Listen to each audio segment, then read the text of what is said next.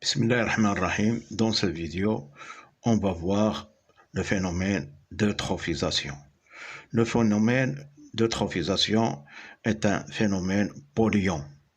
Mais comment il se manifeste? Voilà, il se forme un tapis d'algues vertes à la surface des lacs et des rivières. Mais comment se forme ce tapis et quelles sont les conséquences?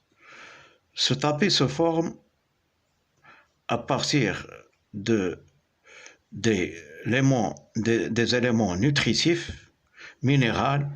Ces éléments nutritifs minéraux sont le résultat de l'utilisation excessive d'engrais dans l'agriculture. Et il y a rejet du phosphore et de l'azote qui arrivent à la rivière et qui vont être utilisés par ces plantes vertes pour fabriquer leur propre matière organique. C'est le phénomène de la photosynthèse.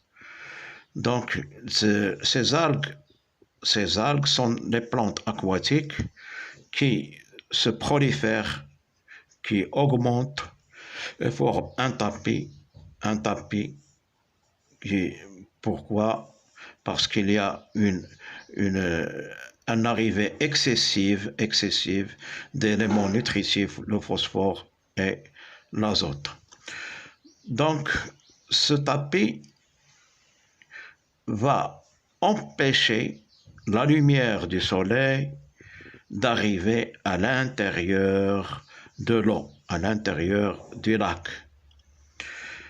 Et par la suite, quand la lumière n'arrive pas, il n'y a pas formation de l'oxygène, il n'y a pas formation de la matière organique, il n'y a pas de photosynthèse, il n'y a pas photolyse de l'eau qui donne l'oxygène, et ce milieu s'appauvrit en oxygène. Quand il s'appauvrit en oxygène, donc il devient un milieu polluant. Les êtres vivants qui vivent dans ce lac ne trouvent pas l'oxygène pour respirer et ne trouvent pas la lumière. Les végétaux verts ne trouvent pas la lumière pour fabriquer la matière organique et pour la fabrication de l'eau, de l'oxygène qui provient de la photolyse de l'eau à partir du phénomène de la photosynthèse. Donc, il n'y a pas de formation d'oxygène. Par la suite, les zooplanctons ne trouvent pas l'oxygène pour respirer. Par la suite, il y a dégradation de cet écosystème. Cet écosystème va être dégradé petit à petit. Donc, c'est un phénomène polluant qui est le résultat de